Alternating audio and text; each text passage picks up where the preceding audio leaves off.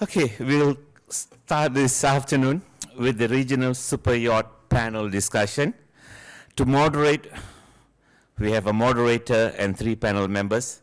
I would like to invite the Group Marketing Director for Business Development and Strategic Partnership from Simpson Marine, Ms. Stachurska, and she will be joined by the panel members, Y.H. Fang, a manager of Superyacht Management, Andrew Meyer, a Superyacht Captain, and Thye Hock, Superyacht Captain.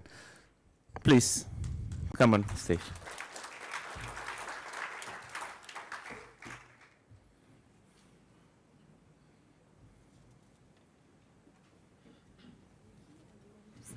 Yes, please. You have 4 microphones there. Yes, testing, ready? Wow, 1, 2, 3, go. Great to be with you here today. Amazing to see so many familiar and new faces after 3 years of us being isolated from the rest of the world. Great initiative of Wade, Susie, Arthur, and the show, so we are all delighted to be here today. Our panel is only 30 minutes, and we know we could speak about super yachts endlessly. So we have, together with the team here, established a path, a cruising path for us for this panel. So a quick introduction, and we come to the questions. So out of 11 countries officially registered as a Southeast Asia, they have altogether combined over 25,000 islands, amazing islands to explore. Almost 18,000 of them Indonesia alone, which we know is the world's biggest archipelago. And second in the land will be the Philippines, and there is so much more. However, according to the WealthX report, less than 5 globally active super yachts over 30 meters are based here. Yet, according to Boat International Pro Intelligence System, they have found that on average 100 super yachts over 30 meters visited Asia in the past year every month. So we have some substance to play with here, and on that base we will address the first question to Fang. Large part of these yachts that venture farther afield into Indonesia or South Pacific, they come through Singapore. And here the first question comes, what is the reality check of the super yachts coming from the Med into Asia? What are the challenges, expectations, their plans for cruising in Asia? What do you see as a super yacht agency based here in Singapore? Thank you. I think for yachts that come from the Med for the first time, they need to expect that things are a little bit different because unlike in Europe, here we have many different countries. And each country has its own regulation, so they have to be prepared to accept that. And also, some countries you may get a bit more difficult in terms of logistic support. Some countries, like Singapore, is quite easy. So we have yachts coming from Med the first time, even ordering eggs from on trip and trying to get into Singapore. So I think they realize that it's quite impossible. So these are the things that they have to talk to the agent, plan ahead, and understand the restrictions. But apart from that, there's a lot of pristine cruising grounds. It's not so congested as in the Med. And in terms of maintenance, logistic support, certain places like Singapore is almost as good as you can get in Europe and in America. Right, okay. Now, do you see any patterns changing after COVID-19? You know, we have lost the connection from with the world, but how do you see that impacted super yachts arriving to Asia? Do you see the change of behavior in cruising in Asia? They stay longer, shorter, only pass through, stay for charter? What is the plan of these yachts arriving to Asia? I think it's still quite early stage. I think the restrictions only lifted about a year ago. it takes time to plan ahead. Those who come across, they are already in the region. But what we do see is that there's a lot more east to west traffic than west to east traffic. I think a lot of them were hanging around in the South Pacific, Australia, New Zealand area, and they are passing through right now to maybe go back to Europe for the summer season. So that's what's happening right now. But I think the traffic will slowly increase once people know that, you know, everything is back to normal. And as I said, the planning could take 1 to 2 years, so maybe we'll see a better traffic next year or the year after. And before we pass to Andrew, one question more. When you see the crews, the captains and crews are coming here on their yachts from the Med, I'm not talking about the yachts that are based here, do you see they understand, they know Asia, they have well, you know, prepared their arrival, they feel prepared and ready for Asia, or do you feel there is still a strong element of surprise when they arrive and then they stay around? I think it depends. For the first time visitors, I think it's a pleasant surprise to experience the culture here. I think cruising-wise, the two captains could probably answer me better. But other than that, I think they probably realize that we are not as bad as what they see on newspaper. It's very civilized. Some countries like Singapore, Phuket, you can get almost anything you want compared to what they can get in Europe. So yeah, I think they will learn that this area is potentially a good place. And many of them come back. A lot of my clients are repeat clients. So once they discover this area, they will keep coming back. You know, and that, I think it's a good thing. And spreading around a good word about Asia, hopefully. Andrew, from the captain perspective, from the Superyacht captain perspective, who have been exploring before the Med and the Caribbean extensively and arrived in Asia over a year ago, can you also cross-check with us what was your first impressions when you arrived into Singapore? Again, your challenges or expectations. What was this reality check for you and your crew? No, so absolutely, like from outside source, coming in, there's a lot of planning preparation. Especially into Singapore, you know, with immigration services. I mean, there's a lot of agencies out to help us nowadays. But coming in, challenges with coming into immigration, Singapore itself, you would have to come in, fortunately, 115 Marina offer immigration services themselves. But after 4 p.m., you would have to go out to South Pier and then wait over there for, you know, transfer over to that. So definitely detailed planning coming in, but once you're in the local agencies, time preparation, everything helps, and it makes it really easy from there. Great. And Thye, maybe you would like to complete this question. You have been based and explored a lot Hong Kong, Taiwan, some of China, but also here around. You are a local Superyacht captain. Can you complete? Would you like to elaborate on that? The arrival of yachts when they arrive out of the other region into Asia, different places, what's to expect, what's the challenges, how did you see it on your side? Yeah, thanks. Yeah, I was based in Hong Kong for a period of time and cruised around China, Taiwan. The main difference is a lot of Asian yachts do not travel far.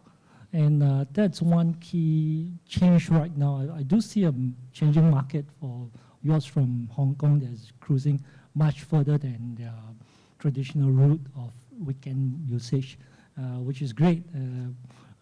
They're starting to have a lot more exposure in part of Asia and region. And I would like to highlight that our eco-diversity in Southeast Asia is the highest.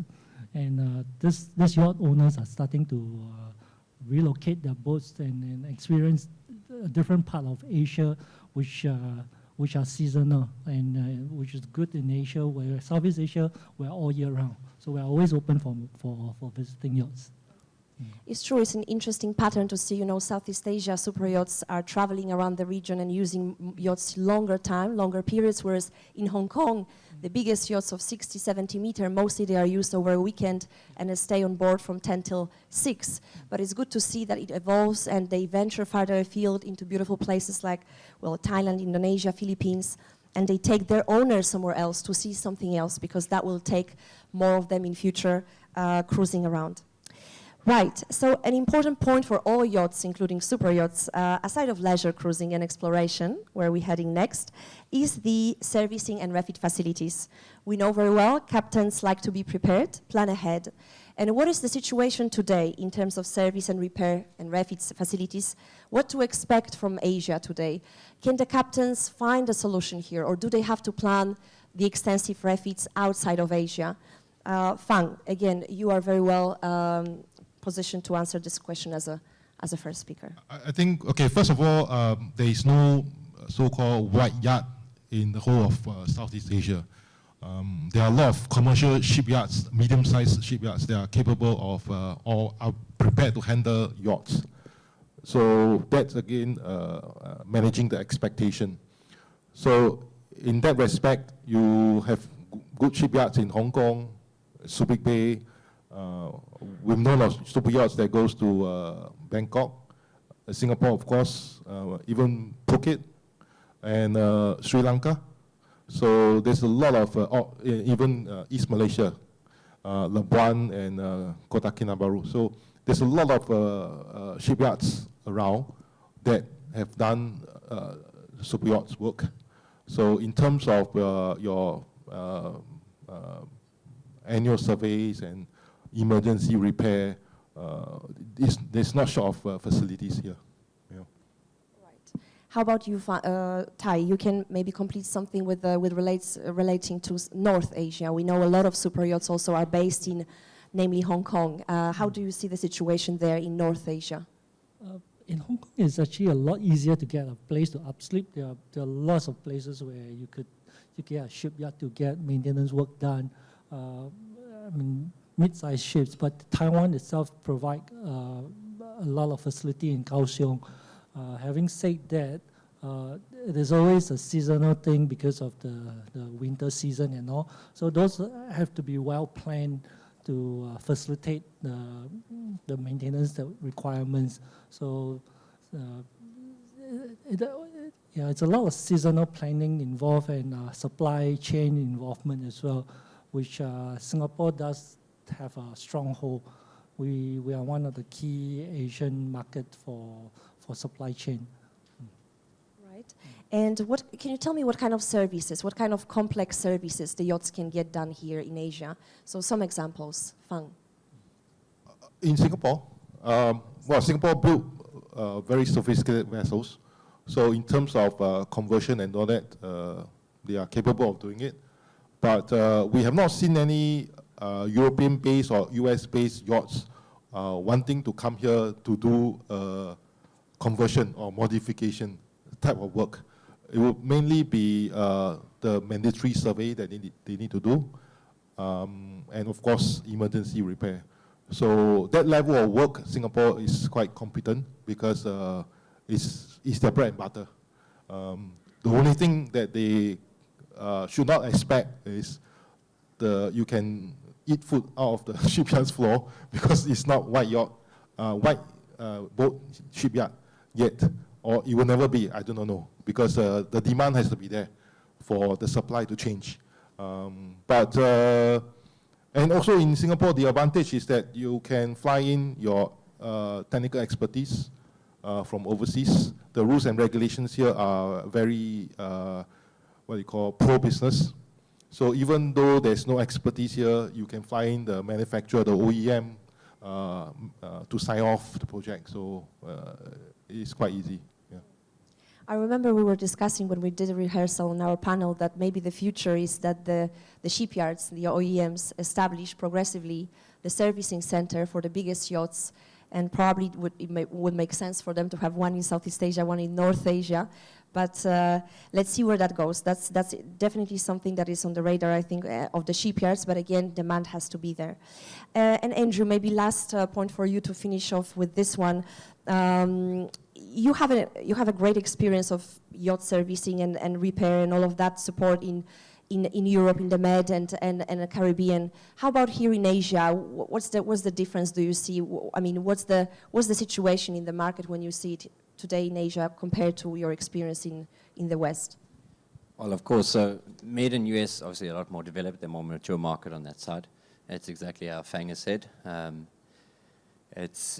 You can get the technical expertise that they do offer here at the moment, but I mean, it'd be nice to establish, direct contacts with the direct vessel agencies, the service suppliers coming in and seeing infrastructure being built directly here. It's obviously a growing market. We see it happening already in Australia with some of the infrastructure there, but definitely growing here. And yeah, hopefully it's narrowing over time, for sure. Great. Well, another very prospective sector development for yachts in Asia, for sure. And finally, the greatest pleasure and privilege of owning a yacht, of super yacht especially, is venturing beyond, going beyond, discovering something different, exploration. And of course, there is so many abundant options here in Southeast Asia for that. Perhaps Andrew and Thye would like to talk to us about the most popular super yacht grounds they have visited and how these are ready to welcome super yachts, and then we can expand on the new one upcoming.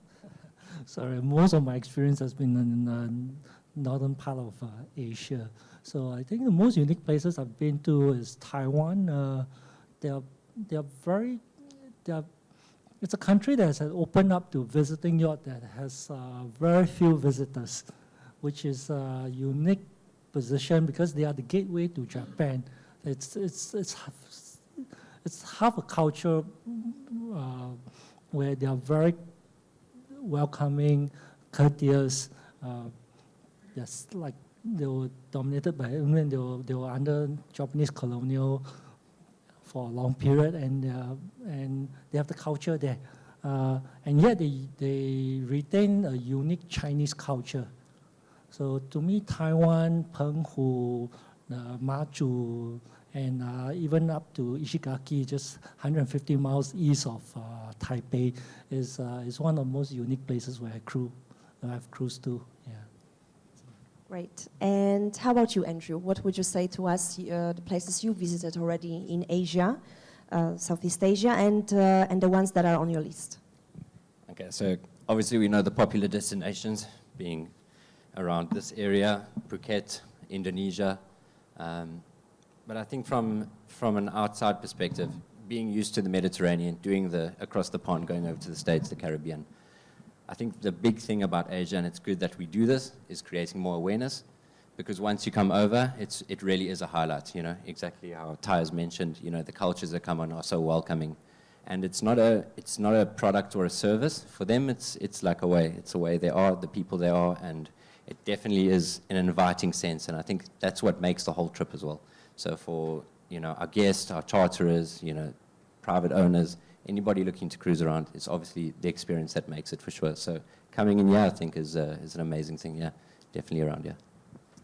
That's great. That's again, another point we were discussing about is aside of the wonderful cruising grounds and biodiversity, a pointer which maybe doesn't often come up or not as often as it should is this amazing Asian hospitality, an amazing rich culture which we see in every country, which is be it in Bali, Indonesia, or any islands in Indonesia, Thailand, of course, that goes for China, Taiwan, Japan, the Philippines, and the countries really know how to preserve their unique culture there, and of course Malaysia. So that's one of the strongest points, I think, when we discuss among ourselves to distinguish the cultural richness of Asia and also the hospitality, which is great. It's amazing. It's really, really different, right, Andrew? And what about this hospitality, which is really Asia famous, is striking you the most? It's the whole cultural experience. I think it's the people that we come into. We're used to high-paced people working over in the Med, there's a lot of mixed culture within themselves, closed environments, but when you actually cruise to the other countries and the islands, they all have their own perspective. Very welcoming, you know, great people always bring you in, and the services are true, they're offering, and great place to show off, you know, with your yacht, sure. I remember something you said on our recap, which I really loved. You said it's not about the service; it's about the way of life, and that is, I think, you know, the strongest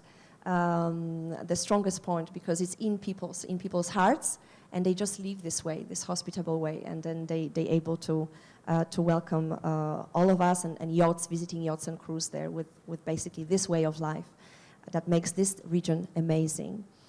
So I guess to conclude with our panel, perhaps a last question would be, how do you see expansion of super yachts in Asia? Today, after COVID, we are free, everything's open, hopefully most of the world knows it, in Asia, and how would you see it, Fang?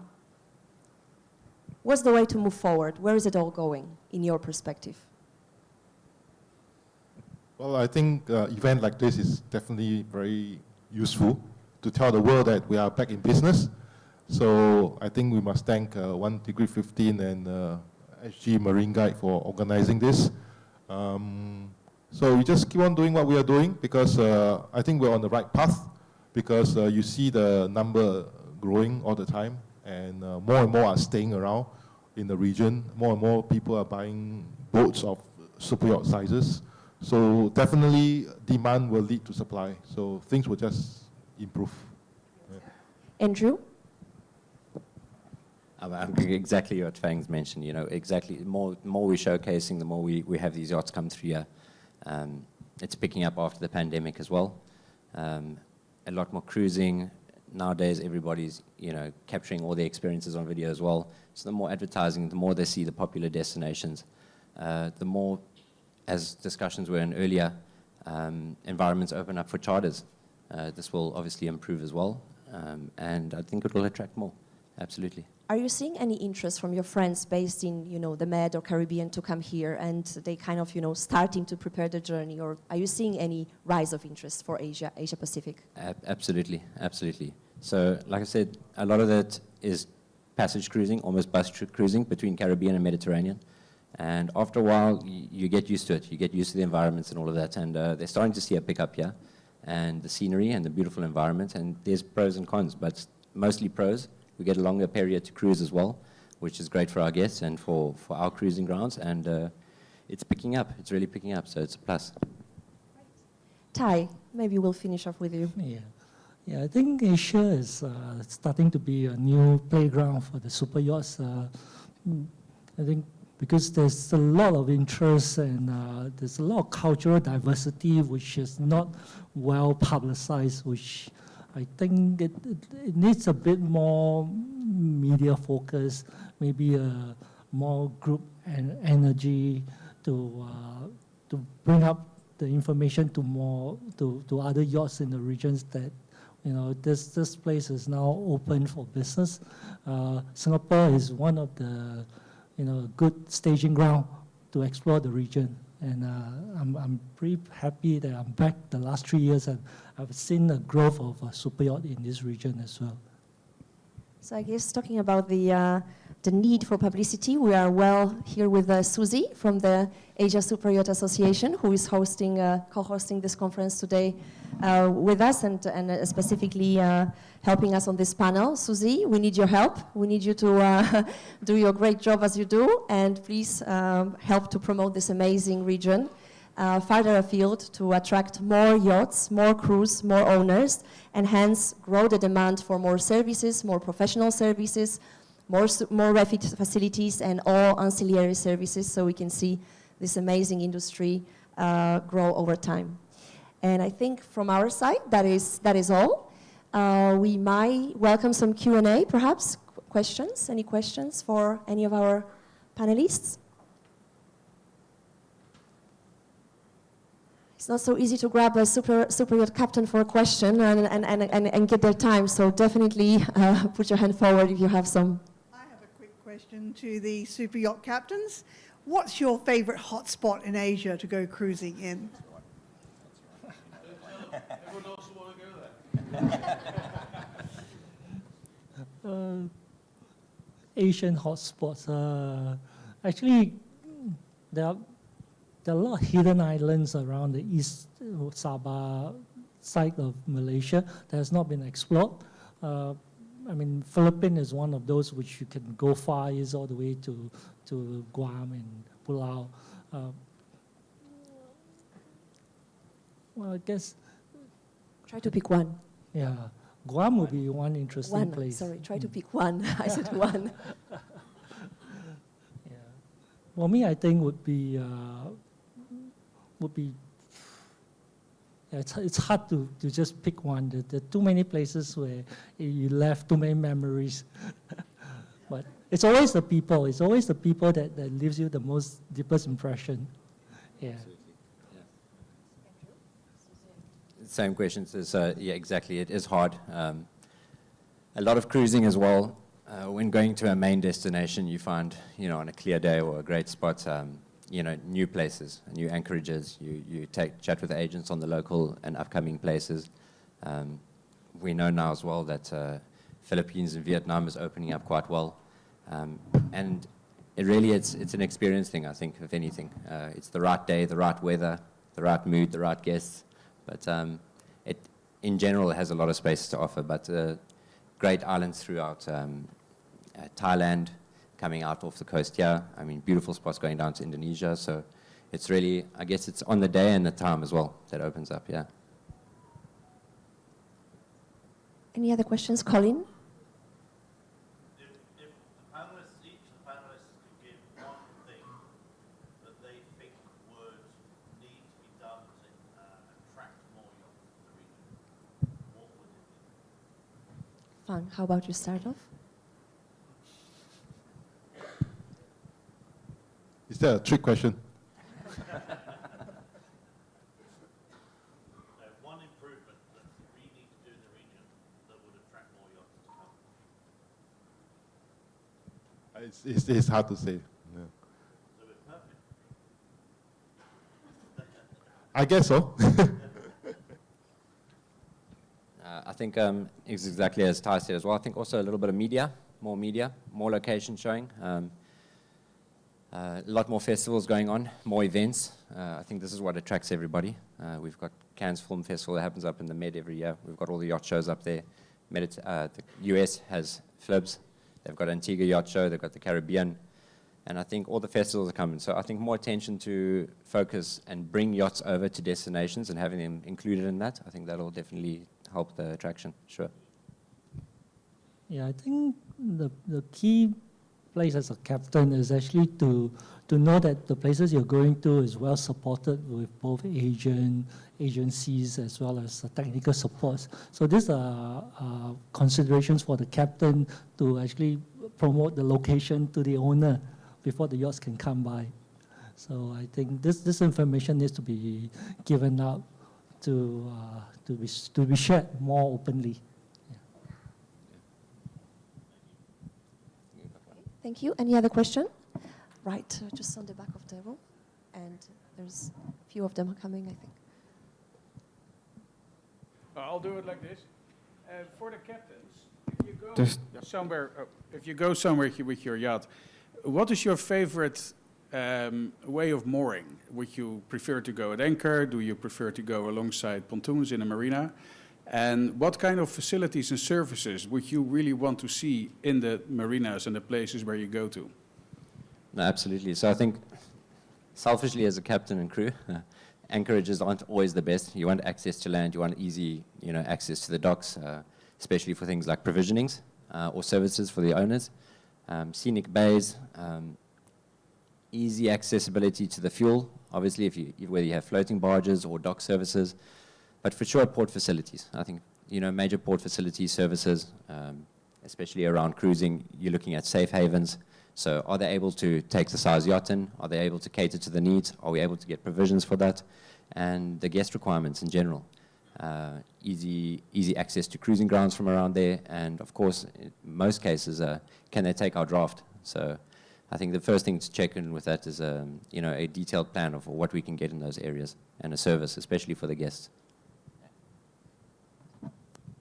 Yeah, I think Andrew has covered most of it, but for me, I think for a yacht, it's mainly some of the technical details, like the kind of current that you're providing to a yacht, how much ample supply you can provide, what kind of pump out system do you have, or regulations that would impede a commercial vessel to a super yacht operation, because most super yachts will be treated as a commercial vessel once you enter port. Yeah, those are the information that would help a captain to decide which port to enter. Any more questions? Yes, another one.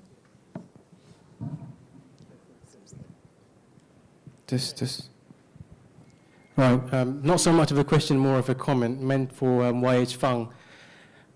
This is what he said resonated with me. He said, accept, sometimes when you come to Asia, just accept that supplies can be impossible to get, if it's from Antibes, for example. And sometimes you got different rules from different countries, and you might have to just accept. I understand, you just got to be aware of it, but you simply just have to accept. I'm sorry about this, but I disagree with that. I don't think we should just simply accept. I think that all of us here are catalysts for change, and we should definitely try something to improve the situation of a certain area. The mentality of just keeping to something that it's like that, so we just take it, then nothing's going to ever change. For example, when we did the trip from, Noni2 did the trip from Taiwan to Cambodia in 2021, when we first arrived, we were told to pay 80,000 in customs. Why? After intense negotiations, they finally changed their mind, paid $12,000 for 6 months. Had I accepted that, I would have been paying way too much money. Would I be not? So the point is, sometimes it's just about education. It's a matter of education. They don't understand. Cambodia doesn't understand the concept of visiting yachts. And when you educate them, they understand, they'll accept it. This is what we need to do here as captains, agents, suppliers, whatever, shipyards, refit managers, everyone here. And another example would be Strategic Marine. Jeffrey here, he's from Strategic Marine. Last year, Noni2, we did a refit in Strategic Marine, December. And Strategic Marine has never taken a yacht before, but they took us for the first time. So they were very strict with us in terms of their HSSE. But they provided some flexibility to us. Because we are a yacht, we are not a commercial ship, things run differently. The point is that we need to come up with creative solutions and not just accept things the way they are. That's my point. I love it that when Kun Non said that, Kun Non mentioned that, they're trying to push for changes in the crew visa in Thailand from 30 days to 180 days. It's something I absolutely love, because my vessel is there now in Bangkok, and I have to exit every 30 days. It doesn't make sense to me. My ship can remain for 2 years, but I can't stay more than 30 days. The ship needs a captain all the time, doesn't she? So that's all I have to say. To summarize, creative solutions, not just accept things the way they are. Sometimes governments or even legislations or organizations, they just need education. That's all. Thank you.